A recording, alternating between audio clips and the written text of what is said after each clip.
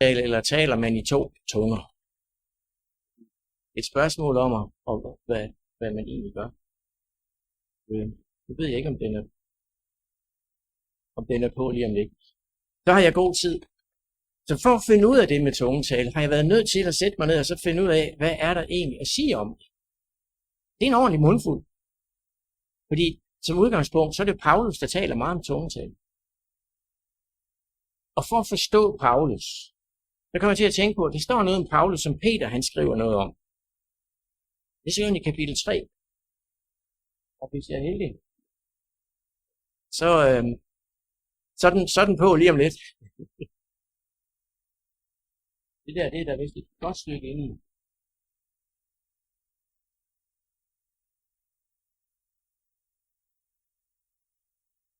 Okay, fordi jeg kan bare læse op. Hvad står der i kapitel 3, vers 14-16 i 2. Peters brev? Derfor, mine kære, når I ser frem til dette, så vær ivrig for at stå uplettet og lydfri for ham i fred. Og forstå, at vor Herres langmodighed er til frelse. Det er også vor kære bror Paulus skrev til jer med den visdom, som han har fået. Sådan som han jo skriver i alle sine breve, for så vidt han kommer ind på dette emne. I hans breve er der nogle ting, som er vanskelige at forstå, og som ukyndige og ubefæstede sjæle fordrejer. Men det gør de også med de øvrige skrifter til deres eget fordærv. Så når jeg læser som udgangspunkt, det er, at Paulus skrev meget med den visdom, han havde i de breve, som egentlig handlede om mission og frelse. Men nu er den ved at være der. Tak. Det vil sige, at som udgangspunkt må vi forstå, at Paulus skrev med et eneste formål. Det var med udgangspunkt i frelse.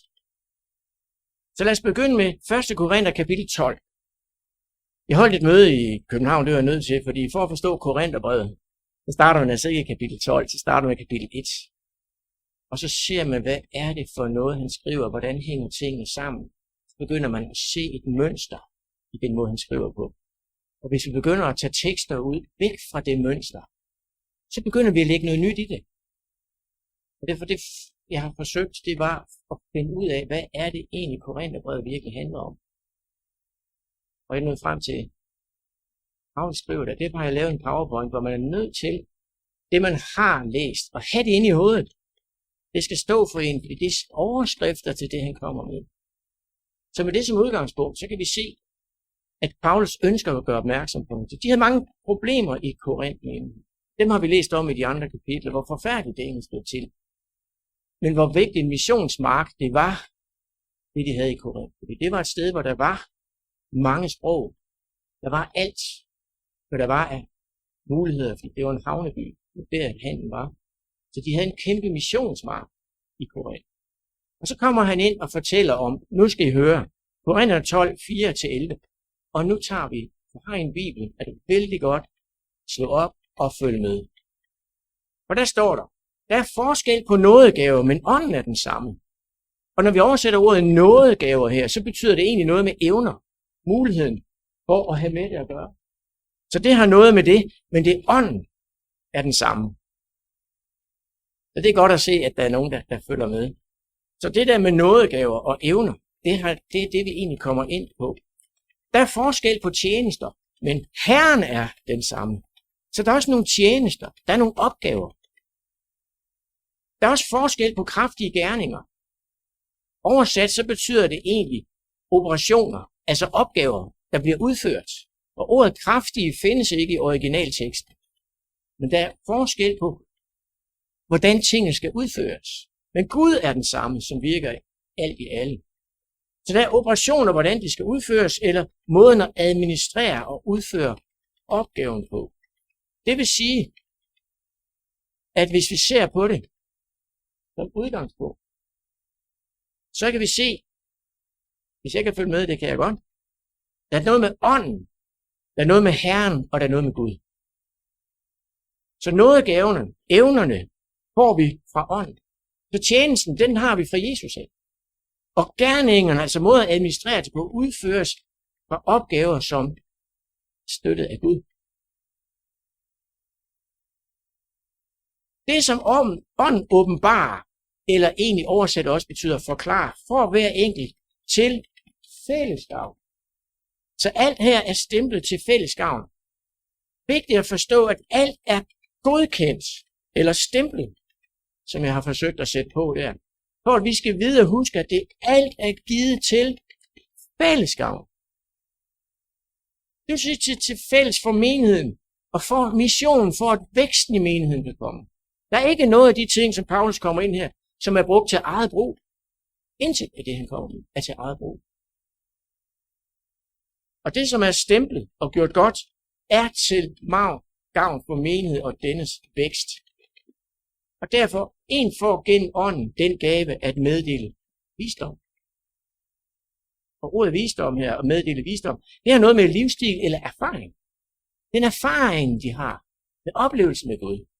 Så en får gennem ånden den gave at kunne fortælle, hvad Gud har gjort. Det er det, vi læser ud i Matthæus 24:14, hvor de skal gå ud og prædike evangeliet som et vidensbyrd. Som en erfaring, du har med Gud. Vi kan ikke fortælle noget om Gud, hvis ikke vi har en erfaring med Gud. En anden kan ved den samme ånd meddele kundskab, eller forklare visdom. Det betyder, at man kan faktisk tage sin bibel og fortælle og vise, hvad der står. Rigtig mange, når de læser Bibelen, fatter ikke, hvad det handler om. Men de er i stand til at give den. Det er ligesom vi har fra Nehemias kapitel 8, vers 8. Jeg siger til, hvis jeg er bagefter deroppe, ikke? For der står der nemlig, de læste tydeligt op af bogen med Guds lov og forklarede menigheden, så man kunne forstå det, som blev læst. Så det at kunne meddele gennem ånden visdom, det er at kunne fremlægge Bibelen, se hvad der står, sammenligne tekst med tekst og give dem, så ånden giver mig en idé, du må lige give det, du skal også give det. Fordi det er det, som er deres primære opgave, det er at fylde sig med det. En får tro ved den samme ånd. Det betyder, at alt det, som egentlig bliver givet til menigheden, ved at Gud kan virke gennem menigheden, gør, at Gud kan virke dem, der lytter. Så dem, der bliver overbevist, er dem, som bliver overbevist ved den samme ånd, som den ånd, menigheden bruger til at bringe budskabet ud. Og det er den måde, menigheden vokser på.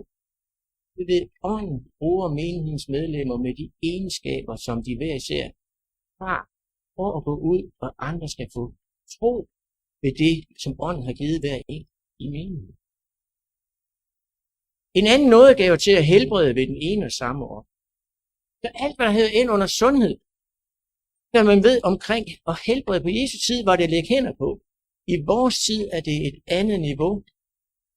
I vores tid er det vist tilbage til, jamen altså Guds velsignede måde, vi skal leve på, gør, at helbredelse kommer gennem den måde, vi lever på. Det har noget med sundhed at gøre. Det hører ind under det. Så sundhedsbudskabet, som vi hører så meget om inden for vores kirke, er egentlig fundamentet også for at kunne helbrede mennesker. Jeg har oplevet, nu arbejder jeg som fysioterapeut, jeg har oplevet mennesker, der faktisk har lagt deres stil om og blevet raske. Det betyder ikke, at de bliver raske og 100% i orden. Vi har altid et bid af, at den måde, vi har levet på, den synd, vi har accepteret i vores liv, vil have konsekvenser. Men ikke til døden, men som en konsekvens af det. Hvis jeg med vilje går ud foran en bil og bliver kørt ned, eller ikke med vilje, kan jeg godt have men af det bagefter, men Gud har frelst mig, jeg er ikke død af det. Men menet kan godt være. Paulus havde også problemer med synet, ved det. Så derfor, helbredelse er ikke 100%, men helbredelse tilbage til det liv, Gud ønsker vi af. Og igen en anden får kraft til at gøre mægtig gerning. En får den gave at tale profetisk. En anden evne til at bedømme ånder. Og det lyder som om, at vi skal bedømme ånder. Sådan her. Jeg føler ikke, det du siger er rigtigt, eller wow, jeg synes virkelig, det du oplever, det må være rigtigt. Nej. Fordi vi kan høre ud fra Hebræerne 5:14. Men den faste føde er for de fuldvoksne, som ved stadig brug har opøvet deres evner, så de kan skelne mellem godt og ondt. Så det at være evnen til at bedømme ånder, er, at når nogen siger, Gud har virkelig talt til mig og sagt, at jeg skal gøre det og det og det, står det i overensstemmelse med, hvad resten af Bibelen siger. Det er så let at få en idé om, at Gud har sagt noget til mig, og nu går jeg ud og gør det. Men hvis det ikke står i overensstemmelse med resten af livet, så behøver det ikke være forbudt. Så alt skal være i overensstemmelse med, hvad der tidligere er sagt. En får forskellige slags tungetal. Det er ikke, at det er mere tid. Det er lidt bagefter. Godt, det kun er drikker, I skal få det nu. Så her har vi glossa som tungetal. Det vil sige, at det egentlig en har forskellige slags tunge, altså sprog er det egentlig oversat med. Og specifikt i den måde, det er sat sammen på, betyder det, når jeg har slået det op, et sprog, der ikke er naturligt erhverv. Så det sprog, som er kommet unaturligt. Så her taler om flere slags tungetal, altså flere sprog, ikke bare et nyt sprog. Og det kan i bund og grund kun være sprog, som vi kender i forvejen i den her verden. Fordi havde der været mange himmelske sprog, så har vi haft et problem. Fordi, hvad skete der ved Babelstårnet? Der gik man imod Gud og gik ikke ud i alverden. Og Gud forvirrede dem ved, at de fik forskellige sprog. Så på grund af deres frafald gav Gud dem mange sprog for at sprede dem. Jeg tror ikke, Gud har brug for at sprede folk i himlen. Jeg tror kun, der er et sprog i himlen. Og når vi taler om mange sprog, så taler vi om sprog, fordi i verden er det nødt til at komme tilbage til at kunne samarbejde og høre, hvad der bliver sagt på de andre sprog. En anden har evnen til at tolke tungetalen. Så tungetalen er tovendt. En ting er at kunne tale det ud til folk, en anden ting det er at kunne snakke med folk og kunne forklare dem ud, hvad de hører. Så det hænger sammen. At tungetalen har til formål, at folk skal kunne lytte, at kunne stille spørgsmål og få forklaringer på, hvad er det egentlig, det her det handler om. Men så igen, alt dette virker ved den ene og samme ånd, som der deler ud til hver enkelt, som den selv vil.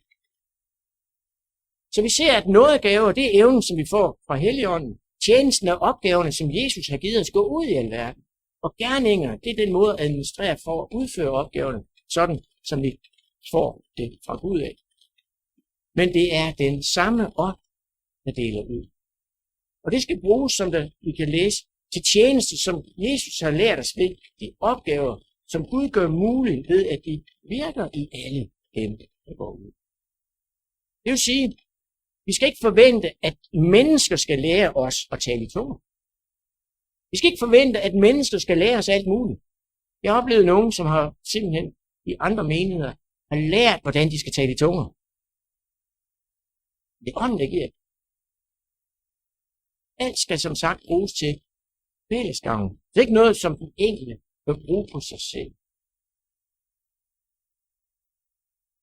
Markus slutter kapitel 16 med det, som bliver menighedens opgave.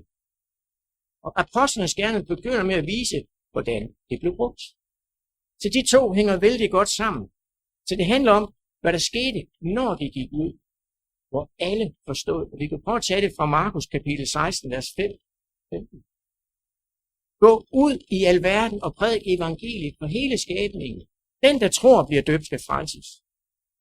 Og her er dåb tegn på at leve et nyt liv i mission, når vi ser på, hvad dåben går ud til. At de, som tror, også går ud og prædiker for hele skabningen. Men den, der ikke tror, skal dømmes. Og disse tegn skal følge dem, der tror, eller er døbte, eller begyndt et nyt liv i mission. At de, som går ud og prædiker for hele skabningen, at i mit navn skal de uddrive dæmoner, de skal tale med nye tunger, og de skal tage på slanger med deres hænder, og drikker de dødbringende gift, skal det ikke skade dem. De skal lægge hænderne på syge, så de bliver raske. Og da Herren Jesus havde talt ved dem, blev han taget op til himlen, og han satte sig ved Guds højre hånd. De drog ud og prædikede alle vegne. Hvad gjorde Gud ud fra de løfter, Gud gav? Fordi de gik ud og prædikede alle vegne. Og Herren virkede med at stadfæste ordet med de tegn, som Gud med. Det er vigtigt at se, at der er en rød snor i det, som er menighedens opgave. Så hvad var det, der fulgte med? Det var alle de tegn, som Gud gav det, fordi de gik ud i mission. Så hvad har vi lært, når vi bliver bedt om at missionere eller gå ud i verden? Vi har lært, at nådegaverne, at evnerne får vi fra Helligånden. Det vil sige, at vi får brug for det. Sprog og forståelse af ordet, for eksempel. Tjenesten eller opgaverne har vi fra Jesus, som siger, gå ud og hold møder for de mennesker. Selv hvad du har gjort for dig. Og måden at administrere og udføre det på, det er, at Gud går ind og hjælper med de mirakler. Så opgaven var prædik for alle sprog. Og de, som troede, ville få evnen til selv at gå ud med evangeliet, de beskyttede og tale de sprog, som var nødvendige. For eksempel Paulus blev troende, drog ud, blev bidt af en skibslange, men havde ingen reaktioner på det. Og her ser vi, at de drog ud og prædikede alle vejen. Og Herren stadfæstede ord med de tegn, som fulgte med. Det er. Så her begynder faktisk apostlenes gerning. Her har vi udgangspunktet for, hvad skal vi forvente, at der nu skal ske. Og så står der i kapitel 2 i apostlenes gerninger og fremover. Og tunger som af ild viste sig for dem, fordelte sig, satte på hver enkelt af dem. Og de blev fyldt af Helligånden. Og de begyndte at tale på andre tungemål, alt efter hvad ånden indgav dem at sige. Nu skal jeg se, om jeg kan følge med her. Og så læser jeg fra vers 5 af, og i Jerusalem boede der fromme jøder fra alle folkeslag under himlen. Da nu denne lyd hørtes, stimlede folket sammen, blev forvirret, fordi hver enkelt hørte dem tale på sit eget tunge modersmål. De var ude af sig selv af forundring og spurgte, hør, er de ikke Galilæer, alle de, der taler? Hvordan kan vi så i hver især høre det på vort eget modersmål? Vi parter og meter, elamitter, vi der bor i Mesopotamien, Judæa og Kappadokien, Pontius og provinsen Asien, Frygien og Pamfylien, Egypten, Kyrene i Libyen. Vi tilflyttede romer, jøder, proselytter, kreter og araber. Vi hører dem tale om Guds store værker på vores egne tungemål. Alle var ude af sig selv, og i deres vildrede spurgte de hinanden, hvad skal det betyde? Men andre spotter sagde, at de har drukket sig fulde i sød vin. Der trådte Peter frem, sammen med de 11. De var 12, men der var mindst 17 sprog. Læg mærke til det. Og med høj røst taler han til dem, jøder og alle I, som bor i Jerusalem. Det skal stå klart for jer. Læg mærke til mine ord. Disse folk er ikke beruset, som I tror. Det er kun den 3. time på himmel på dagen. Men her sker det, som er sagt ved profeten Joel. Og her kalder Peter det at profetere. Så tungetalen havde med at forstå profetering at gøre. Det skal ske i de sidste dage, siger Gud. Jeg vil udgyde min ånd over alle mine mennesker. Jeres sønner og døtre skal profetere. Jeres unge skal se syne, og jeres gamle skal have drømme.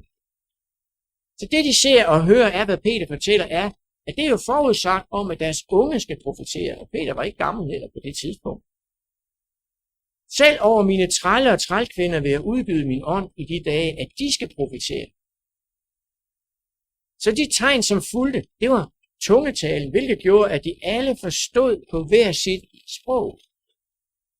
Så der var nogen, der mente, at de talte noget uforståeligt, fordi de forstod jo ikke, hvad mange af dem sagde. De, som hørte, begyndte nemlig også at fortælle, hvad de havde hørt. Og dem, der lyttede og forstod, begyndte også at fortælle. Det kan vi se i Apostlegerningen kapitel 10, 44-48. Mens Peter endnu talte, kom Helligånden over alle, der hørte ord. Og de troende af jødisk herkomst, som var kommet derhen sammen med Peter, undrede sig over, at Helligåndens gave også blev udbyttet over hedninge, for de hørte dem tale i tunger og lovprise Gud. Så hedningerne fik også Helligåndens gave. De hørte dem tale i tunger og lovprise Gud, hvilket var Helligåndens gave. Der tog Peter til ord og sagde, hvor nogen kan hindre disse mennesker i at blive døbt med vand, når de har fået Helligånden, ligesom vi. Det vil sige, den måde, som de fik den på, som vi læste om i Apostlenes Gerninger 2, da de alle blev fyldt af Helligånden og begyndte at tale i andre tungemål, alt efter hvad ånden indgav dem at sige. Det samme skete også i kapitel 4 i Apostlenes Gerninger. Der stod der i vers 31. Da de nu havde bedt, rystedes det sted, hvor de var forsamlet, og de blev alle fyldt af Helligånden, og de forkyndte Guds ord med frimodighed. Helligånden kom over dem, og det førte til en mission. Så i kapitel 11, hvor Peter forklarer, hvorfor han gik ind hos hedninger og forkyndte ordet. De kristne jøder mente, at evangeliet var kun for jøder. Men Peter fortæller, at næppe var jeg begyndt at tale, før Helligånden kom over dem, ligesom kom over os i den første tid. Der mindedes jeg Herrens ord, at han var sagt, Johannes døbte med vand, men I skal døbes med Helligånden. Så Peters konklusion: når nu Gud har givet dem den samme gave, altså gaven at kunne sprog, som udlændinge forstår, som vi fik, da vi kom til tro på Herren Jesus Kristus, hvordan skulle jeg så kunne hindre Gud i noget? Så kort fortalt, hvis vi skal tage det, der er mange historier, der viser ind under det her. Kan vi læse i Apostlenes kapitel 19, vers 1-6, hvor Paulus mødte nogle disciple i Efesos. De havde hørt om Jesus gennem Johannes døberen, og de var disciple under Johannes døberen. De var døbt med Johannes' dåb, som var den her omvendelsesdåb. De forstod nu, at de skulle tro på ham, der fulgte efter, det vil sige på Jesus. De blev nu døbt i Herren Jesu navn. Og i vers 6 står der, og da Paulus lagde hænderne på dem, kom Helligånden over dem, og de talte i tunger og profeterede. Det vil sige, at de talte i andre sprog og fortalte om evangeliet. Profeterede. Og så står der i vers 7, der var vel i alt 12 mand. Det er en sjov sætning, som om det ikke kan tælle om cirka deromkring. Men oversæt hovedsigsproget er ikke var vel i alt. Der står sådan, de var ligesom de 12. De 12 hvem? De 12 disciple. Så de var ligesom dem, der gik ud, hvor Johannes havde forberedt dem. Og nu forstod de, hvem det handlede om. Og de vidste, hvor rejsen var gemt. Men vi ser tit, at Paulus ofte taler om 2 former for tungemål, tungetale. At det er en talens gave, hvor sproget er givet, så alle forstår. Det er, hvad man mener. Men der er også mange, som siger, at tungetalen det er et himmelsk tale, som man får fra ånden som tegn på, at man er troende. Et sprog, som kun tales mellem person og Gud via ånden. Det vil kræve oversættelse, hvis andre skulle forstå det. Indtil nu har vi set, at menigheden har fået forskellige opgaver. Alle er for mission. Ingen af nådegaverne er til eget brug. Så hvad gør, at man kommer til at se det, som om der her er 2 slags tungetale? Paulus sætter op, hvor nådegaverne skal bruges. Det er kirkens gudstjeneste, hvor også missionen er vigtig. Der står i 1. Korinther igen, vers 12, vers 28. Den har vi sandelig også deroppe. Og i kirken har Gud sat nogle til at være for det første apostle, for det andet profeter, for det tredje lærere, endvidere nogen med kraft til at gøre mægtige gerninger, endvidere nogen med nådegaver til at helbrede, til at hjælpe, til at lede, til forskellige slags tungetale. Kan alle være apostelspørg? Eller profeter? Eller lærere? Kan alle gøre mægtige gerninger? Har alle nådegaver til at helbrede? Kan alle tale i tunge? Han spørger ind til noget, som folk er nødt til at se på. Nej, det kan alle jo ikke. Det er ikke målet, at alle skal have de samme gaver. Det er målet, at man som enhed har alle gaver. Kan alle tolke tungetale? Så hans konklusion er, at det er nådegaver, som er givet sig ånden til hver enkelt efter det brug, der er for mission. Og her har de i menigheden alle gaverne. Og han går egentlig op med dem, fordi de slås lidt om at få, hvilke gaver de gerne vil have hver især, specielt det at kunne tale et nyt sprog. Paulus gør meget ud af det med tungetale. Men så lægger han et fundament, som siger, hey, I har nådegaverne, men uden kærlighed er det ingenting værd. Og så kommer vi til noget, vi alle sammen har hørt før. Om jeg så taler med mennesker, så engles tunger og ikke har kærlighed, så er jeg et rungende malm og en klingende bjælde. Om jeg så har profetiske gaver, kender alle hemmeligheder, og ejer al kundskab, og har al tro, så jeg kan flytte bjerge, men ikke har kærlighed, så er jeg ingenting. Så er spørgsmålet, er der nogen, som kan alle hemmeligheder, eller kan flytte bjerge? Nej. Paulus prøver med eksemplerne på at sætte det så ekstremt op, at de godt kan se, nej, det er der ikke nogen, der har. Der er ingenting.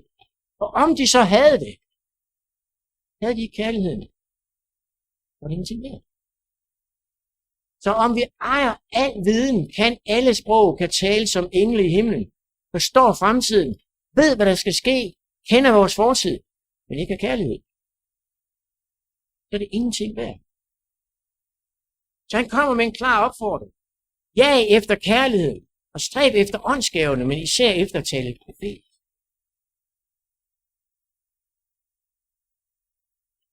Så det han egentlig ønsker at forklare, det er, at kærligheden skal ikke overtage de andre ting. Nej, de andre ting er nødt til at bygge på kærligheden. Jeg ved, og jeg har selv stået der, hvor jeg føler, om bare jeg står kærlighedens kapitlet. Det pyt med resten. Men sådan hænger det altså desværre ikke sammen. Hvilket jeg vil sige, hvilket er fantastisk. At kærligheden er der. Hvis den er perfekt, ønsker vi at gå ud og give andre mennesker det forhold til den Gud, som vil give mig den kærlighed, at jeg kan se, at jeg er blevet ind. For alt er til mission. Stræb efter åndsgaverne, men især efter at tale profet. Og den, der taler i tunger, altså i King James står der faktisk i et ukendt sprog, taler ikke til mennesker, men til Gud. Ingen forstår ham jo. Det han taler ved ånden af hemmeligheder. Så stræb efter at tale profetisk. For hvis du kun går efter at kunne tale et andet sprog, jamen så er det kun Gud, der forstår dig. Var det meningen? Nej, Paulus ønsker at sætte på plads, det er, Gud ved, hvad det handler om. Din opgave er at gå ud med dit sprog og tale til de mennesker, der ikke forstår. Du skal ikke bare tale til Gud. For den, der taler i tunger, taler ikke til mennesker, men til Gud. Ingen forstår ham jo. Det, han taler ved ånden, er jo hemmeligheder. Så hvorfor taler han kun til Gud? Fordi det lille ord, gar, som står i grundteksten, bruges i argumentet i forklaringen, fordi den måde, du taler på, er der ingen andre, der forstår. Så det er ikke en opfordring til at lære et sprog, hvor man kun taler til Gud. Det er en advarsel om at bruge det forkert. Så når ingen forstår det, det er kun Gud, som forstår. Han mener det ikke positivt. Ingen forstår ham jo. Det, han taler ved ånden, er hemmelighed. Et lille ord, det er med i originalen og betyder blandt andet desuden. Så det kan bedre oversættes med, ingen forstår ham jo, og desuden taler han i sit sind eller sine tanker. Hemmelighed. Altså det, han taler, og det, han tænker, det er der ingen, der forstår. Så der er to ting. Du taler, så kun Gud forstår, hvad du vil. Forstår dig, og hvad du vil fortælle, forbliver hemmeligt for mennesker. Målet er jo, at folket skal forstå. Paulus vil hellere, at vi har profetiens gave, så folk kan forstå det. Hvis man søger efter nådegaver, så siger han faktisk i vers 12. Når I lægger så stor vægt på åndsgaver, så søg at blive rige på gaver, som tjener til at opbygge menigheden. Paulus er meget direkte, når vi ser det i sin menighed. Problemet med Korinth var, at de, som havde gaven med mange sprog, brugte dem også, når der ikke var folk til stede, som har brug for det. Det kan vi se på det, Paulus siger, fortæller om længere hen. Så de så det som en ære at kunne lukke op og tale de forskellige sprog, som demonstrationer. Jeg siger, jeg kan tale et nyt sprog, det har jeg fået af Gud, hvor er jeg god. Eller, hvor er Gud god? Han giver mig et nyt sprog. Men de forstår det ikke. Gud ønsker ikke at omvende mennesker ved hjælp af mirakler. Han gør mirakler for, at folk skal have en chance for at kunne tage stilling til, om de vil tro på det. Men som der står i vers 3, men den, der taler profetisk, taler til mennesker til opbyggelse, formaning og trøst. Det vil sige, at hvis man taler profetisk, men oversætter til et sprog, som ingen forstår, så er det kun ham selv, som opbygges. Det han siger, for den, der taler i tunger, opbygger sig selv, Men den, der taler profetisk, opbygger menighed. Jeg ser gerne, at de alle taler i tunger, men hellere, at de taler profetisk. For den, der taler profetisk, er større end den, der taler i tunger. Hvis han da ikke tolker det, han siger, så at menigheden kan blive opbygget. Så der er ikke noget problem for Paulus med andre sprog. Men brug det til mission. Det Paulus siger, det er at tungetale. Det er at tale et andet sprog, et forståeligt sprog, har sin berettigelse, hvis det forstås. Og så kommer han med et eksempel på sig selv. Hvis jeg nu kommer og taler i tunger til jer, brødre, hvad gavn har I så af det, hvis jeg ikke også giver jer åbenbaring, kundskab, profeti eller belæring? Så Paulus siger, at hvis han kommer og taler et specielt sprog til dem, så gavner det jo ikke, hvis ikke I forstår det. Det bliver ikke nogen åbenbaring, der bliver ikke noget kundskab, ingen profeti, ingen belæring. I får ingenting ud af det. Der prøver at sætte menigheden ind i de fremmede sted, ved at bruge sig selv som eksempel overfor dem. Paulus kommer med en masse eksempler, som bør gøre det logisk for menigheden, at uforståelig tungetale er meningsløst. I vers 7. Sådan er det også med livløse ting, der frembringer lyd, en fløjte eller en harpe. Hvis der ikke er forskel på tonerne, hvordan skal man så opfatte det, der fløjtes eller spilles? Det er et godt eksempel. Hvis trompeten giver en uklar lyd, hvem vil så ruste sig til kamp? Det er et godt eksempel. Hvordan er det også med jer? Hvis I ikke bruger tungen til at tale tydeligt, hvordan skal man så forstå, hvad det bliver sagt? Så snakker I jo bare ud i luften. Men det er jo logisk. Det er jo logisk for menigheden. Der er så mange slags sprog i verden, og intet sprog er stumt. Men kan jeg ikke sproget, så vil jeg stå som en fremmed for den, der taler det. Og han som en fremmed for mig. Det er jo logisk. Det er jo ikke meningen. Sådan er det også med jer, når I lægger så stor vægt på åndsgaver. Så søg at blive rige på gaver, som tjener til at bygge menigheden. Det er okay med tungetalen, men hvad med profeti? Hvad med det, som kan bringe det ud, at du kan bruge din tungetale? At du har et fundament til at bringe ud, at folk forstår budskabet. Så tungetale er ikke en gave af inspiration. Det er en gave, som skal være forbundet til en form for inspiration. Men derfor står der i vers 13. Derfor skal den, der taler i tunge, bede om at kunne tolke det, han siger. Tolke det er at forklare det, eller oversætte. Er der brug for det, så oversæt det. Der var den. Det er fordi, vi ikke er kommet så langt. Det er fordi, nu er der gået, det er min skylden. For hvis jeg taler i tunge under min bøn, er det ganske vist min ånd, der beder, men min forstand er uden frugt. Så det han siger, det er, hvis jeg beder på et sprog, som dem omkring mig ikke forstår, må jeg bede i ånden eller i mine tanker, så vil de være ufrugtbare for dem, som lytter. Min forstand er uden frugt, det vil sige, at min viden eller det, jeg tænker har, hører ikke til nogen frugt, fordi der er ingen andre, der kan høre det og blive omvendt af det.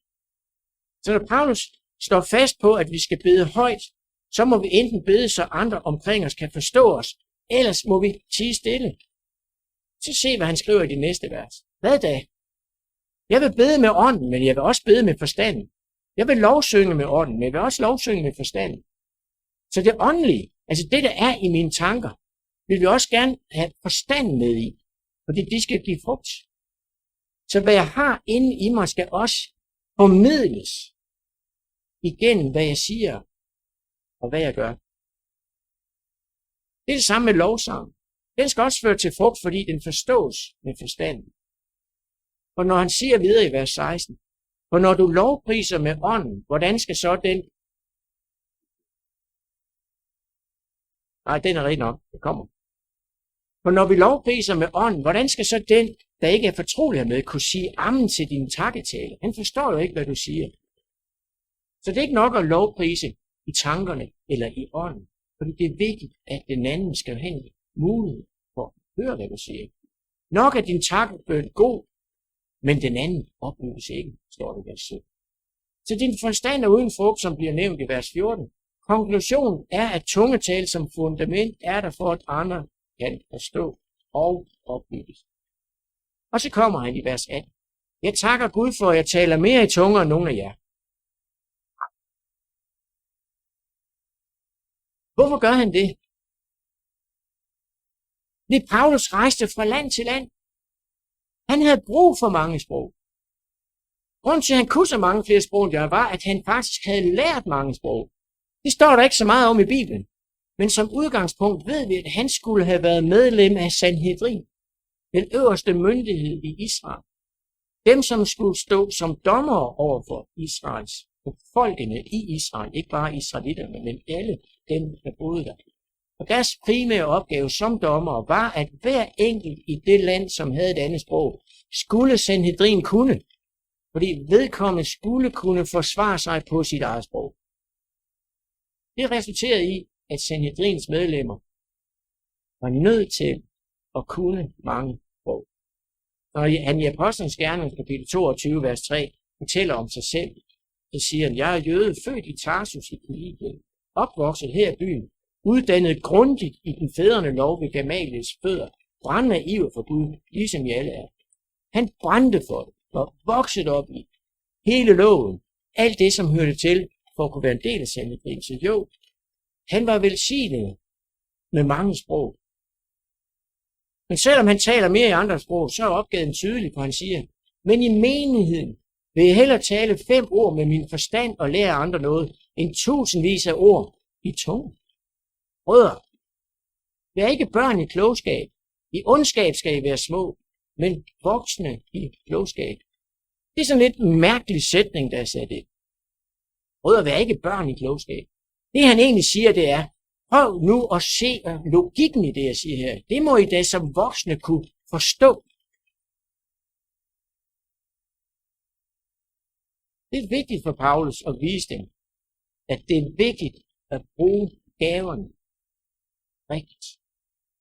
I loven står der skrevet, med folk med fremmede sprog og med fremmede læber vil jeg tale til dette folk, og selv da vil de ikke høre på mig, siger han. Så eksemplerne her kan forklares med, at ikke-troende får budskabet på deres eget sprog. Derved får de chancen til at vælge. Og alligevel var der mange, som ikke ville vende om. Derfor siger han i vers 22, er tungetale et tegn for de troende, men ikke et tegn for de troende, men for de ikke-troende. Her begynder det at blive vanskeligt. Og profetisk tale er ikke for de ikke-troende, men for de troende. Det må vi lige have sat på plads. Fordi tungetale er et tegn for de ikke-troende. Profetisk tale er for de troende. Derfor bliver næste vers forstået, hvis vi ser det i forbindelse med tungetalen ud fra et fremmedsprog, som vi skal forstå, hvad mener han med det her. Så kommer et eksempel, hvordan det her ikke virker. I vers 23. Hvis alle nu i menigheden kommer sammen, alle taler i tunger, så kommer nogle udenforstående eller nogle ikke-troende ind. Så vil det jo sige, at I er vanvittige. Her kommer en ikke-troende ind, som hører tungetalen. Det fører altså til, at han ser dem som vanvittige. Men var tungetalen ikke for de ikke-troende? Han var ikke-troende, men så det som vanvittigt. Det skulle være et tegn på hjælp på, at de kan nogle sprog. Wow, det må være her, det hele er. Men ser det stik modsat. Tungetalen skal være for de ikke-troende, så de forstår, hvad det bliver sagt. Så her er et problem, for han forstår ikke, hvad der bliver sagt. Alle taler jo et fremmedsprog. Og se vers 24. Men hvis alle taler profetisk, og der kommer en ikke-troende eller en udenforstående ind, så her kommer der en ind, som er ikke-troende. Han lytter til profetisk tale, som jo var for den troende. Men han er jo ikke-troende. Hvad sker der så? Det åbenbares, hvad der er skjult i hans hjerte, og så vil han falde på sit ansigt, tilbede Gud og udbryde. Gud er virkelig hos jer. Så han bliver... Den må vi have sat op igen. Så tungetalen er tegn for de ikke-troende, så de forstår, hvad det siges for, at de kan vælge tro.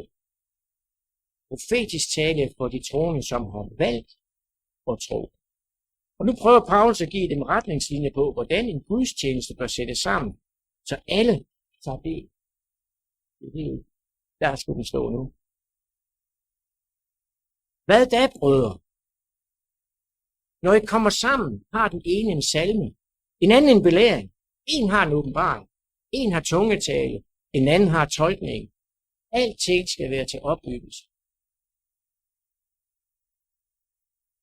Hvis nogen taler i tunger, så 2 eller højst 3, og 1 ad gangen. Og der skal være 1 til at tolke det. Hvis der ikke er nogen til at tolke det, skal den, der taler tunger, tie stille i menigheden. Han kan tale til sig selv og til Gud. En lille reminder om, jamen, det kan du bare tale til dig selv og til Gud. Det er ikke en opmuntring. Det er bedre, at du holder din mund. 2 eller 3 kan tale profetisk, og de andre skal bedømme, hvad der siger. Her ser det bygger op på et system. Så hvad var gaverne? En anden evne til at bedømme gaver. Så hvordan skal de bedømmes? I vers 21. Men nu er Guds retfærdighed åbenbart uden lov, bevidende af loven og profeterne. Så det er måden, det bliver bedømmet. Det er ud fra ordet. Hele tiden tilbage til, se hvad der er skrevet, se hvad der er forudsagt, se hvor vi er nu, fordi det er jo nævnt. Se sammenhæng. Bibelen er en stor sammenhængende bog, som er så forvirrende at læse, hvis man ikke ser sammenhæng. Det er menighedens opgave. At give mennesker den sammenhæng. Men for en anden, som sidder der en åbenbaring, skal den første tie stille. For I kan alle komme til at tale profetisk, men en af gangen, så kan alle belæres og alle formanes. Profeters ånder underordner sig under profeter. For Gud er ikke forvirringens, men fredens Gud. Hvis nogen mener, at han er profet eller har en åndsgave, skal han vide, at det, jeg skriver til jer, er Gud fra Herren. Hvis en ikke anerkender det, bliver han ikke selv anerkendt. Så det Paulus ønsker at fortælle, det er, at hvis nogen går imod det her, som I kan se er sammensat ud fra mission, og nogen siger, at det skal bruges anderledes, så ikke anerkendt det. Alt som mine brødre. I skal stræbe efter at tale profetisk. Men I må ikke forhindre nogen i at tale i tunge. Alt skal gå for sig sømmeligt og ordentligt. Så den klare linje, som han ønsker at skrive ud fra, er en opfyldelse af, hvad Jesus sagde som det sidste, da han befalede, at de skulle gå ud, da han tog til himlen. Så sagde han, gå ud i alverden. Prædik evangeliet for hele skabningen. Den, der tror, bliver døbt, skal frelses. Men den, der ikke tror, skal dømmes. Og disse tegn skal følge dem, der tror. I mit navn skal de uddrive dæmoner. De skal tale med nye tunger, og de skal tage på slanger med deres hænder og drikke. De dødbringende gift skal det ikke skade dem. De skal lægge hænderne på syge, så de bliver raske. Og de drog ud og prædikede alle vegne. Og derfor var Herren med og stadfæstede ordet ved det tegn, som de gjorde. Gud ønsker i den grad at hjælpe, når hans folk går ud i mission. Sætter alle de nådegaver til rådighed, som vi får brug for, når vi møder mennesker. Det er så et spørgsmål, om vi er missionærer, eller om vi bare er en missionsmark, som skal lære at missionere. Om vi kommer her for vores egen skyld, eller vi kommer for at lære noget, det er en mission. Det er op til os hver især. At vi ønsker vel som menighed, uden den mission, gør, at andre mennesker kan lære Jesus at kende. Så når jeg læser 1. Korinthers brev, så har jeg faktisk gennemgået stort set rækkefølge af, hvad han skriver, og lagt ind, hvordan vi ikke må glemme fundamentet. Så når jeg læser Korintherbrevet, så lærer det næsten udenad, for ikke at glemme, at det lille ord, der hedder, det er til fælles gavn og mission, gennemgås fuldstændig. Det var, hvad jeg sådan kunne se. Det handler ikke om tungetale i Korintherbrevet. Nej, det handler om gaver til mission. Det er det, jeg fik ud af det. Det er ikke for min skyld.